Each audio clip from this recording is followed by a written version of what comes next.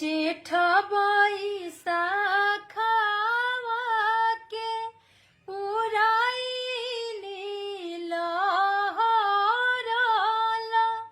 हर करे हो एललना ताई कोखी धियावा हो जा नमलित पुरुष जे पाछे भइले कथिए ओढ़ाना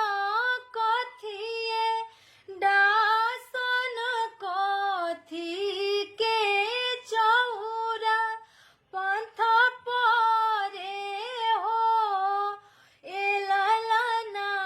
कथिए के जरेला हो संगिया पुरुष जे पाछे भइले महिले ओढ़ाना महिले डासन को दो के चौरा पंथ परे हो एललना रे डबे के जरेला हो संगिया पुरुष जे पाछे भइले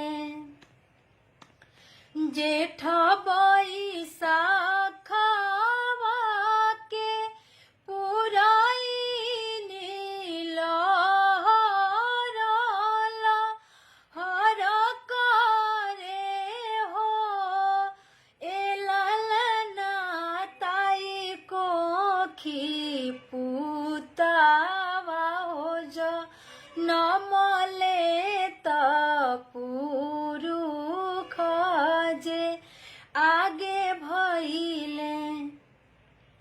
कथिए ओढ़ाना कथिए डासन कथी के चौरा पंथ परे हो एललना कथिए के जरेला हो संगिया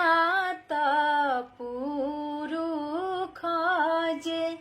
आगे भइले उजरे ओढ़ाना उजरे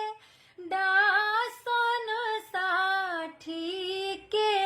चौरा पंथ परे हो एललना चंदने के